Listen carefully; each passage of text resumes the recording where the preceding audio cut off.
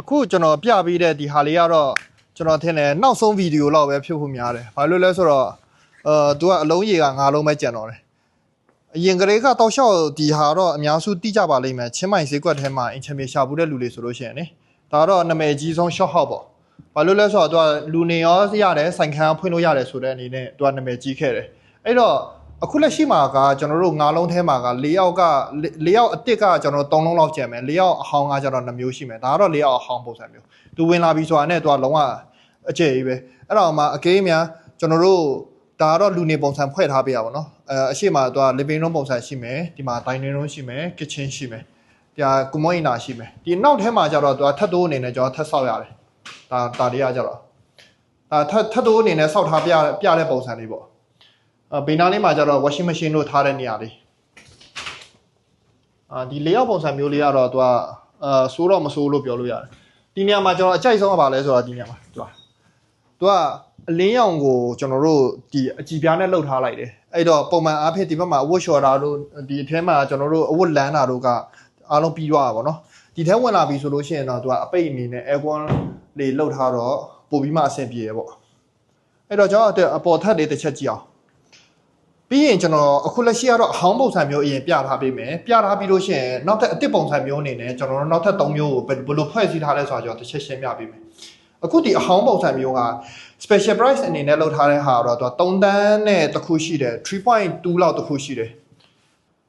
အခုဒီဟာကကြတော့သူကလုံးဝ master bedroom အကြီးဆုံး king size bed နဲ့ပြီးရင်အရှိမကဒီပုံစံမျိုးလေးရှိမယ် balcony လေးပါမယ်ပေါ့အဲ့တော့ဒါတော့သူက master bedroom လည်းပြောလို့ရတယ်ပြီးတော့ဒီဘက်မှာကျတော့သူကအိမ်သာကြီးချုပ်ခန်းကိုသူကထူးသောပုံစံမျိုးနဲ့လုပ်ထားတယ်သူက single room ကလည်း balcony လေးပါတယ်နေရာအနေထားတစ်ခုကတော့ဒီနေရာတော့မဟုတ်ဒီတစ်လုံးလဲရောင်းလိုက်ပြီရောင်းလိုက်တဲ့အနေထားတစ်ခုကိုမှကျွန်တော်တို့ဟိုးအတွင်းထဲမှာရမှာပဲဖြစ်တယ်ဒီဘက်မှာတစ်ချက်ကြည့်လို့ရတယ်ဒီဟာကျွန်တော်တို့တကားဖွင့်ပိတ်ဒီတကားဖွင့်ပိတ်နေရာကကြတော့သူက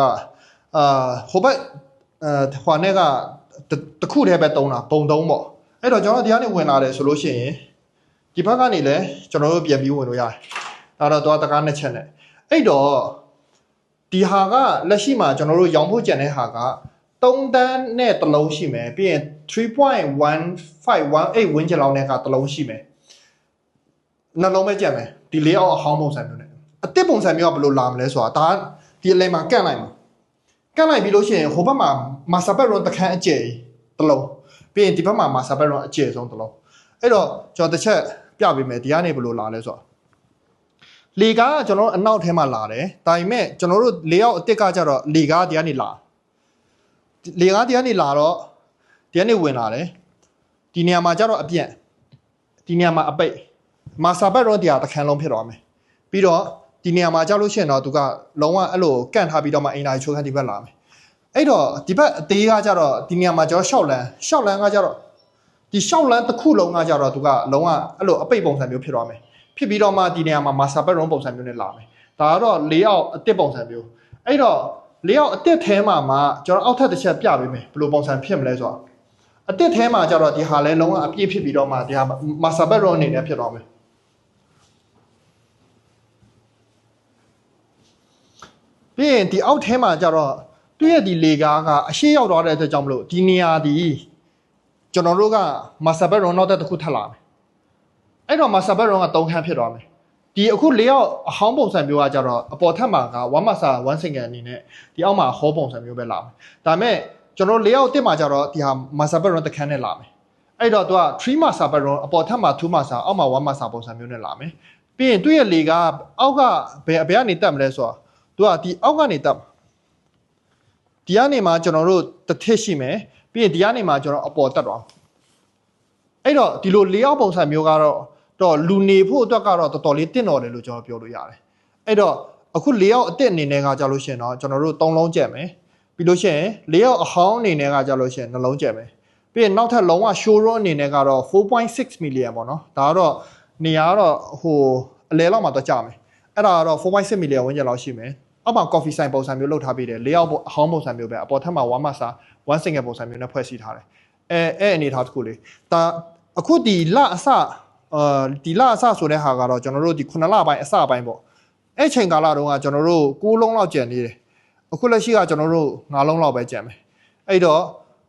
ကျွန်တော်ထင်တယ်ဒီလာမဲ့လပေါ့8လပိုင်းကုန်ဆိုလို့ရှိရင်တော့ဒီဟာလေးအားလုံးကတော့ကုန်တလောက်ပဲဖြစ်သွားပါမယ်ပြီးရင်လူနေဆိုင်ခန်းဖွင့်အနေနဲ့ကတော့တော်တော်လေးရှားပါးပစ္စည်းပါကျွန်တော်တို့တခုနမူနာပြပေးမယ်ဒီကနေ့မှာအဲ့ထိတ်ကကားဖြူလေးရထားတယ်အဲ့ဖက်ထိတ်ကနေမှဟိုးဖက်ထိတ်ဟိုဘက်ချမ်းဒီဘက်ချမ်းနှစ်ချမ်းလုံးကျွန်တော်တို့မြန်မာမိသားစု85ရာခိုင်နှုန်းဝန်းကျင်လောက်ရှိပါမယ်အဲ့တော့ဒါကတော်တော်လေးကိုအယောင်တွက်တယ်ဒီထဲမှာတရုတ်မိသားစုတွေလည်းရှိတယ်တရုတ်မိသားစုတချို့ကကြတော့သူက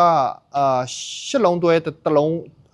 တူးဝယ်ထားရှိတယ်10လုံးတွဲတူးဝယ်ထားရှိတယ်အဲ့တော့ဒါကတော့လုံးဝ investment လုပ်မယ်ဆိုလို့ရှိရင်တော့ကောင်းတဲ့ product လေးပဲဖြစ်ပါတယ်အကယ်၍များဒီအိမ်လေးတွေဟိုထပ်ပြီးတော့မှအသေးစိတ်လေးတီးချင်တယ်ဆိုလို့ရင်ဆက်သွယ်လိုက်ပါကျေးဇူးတင်ပါတယ်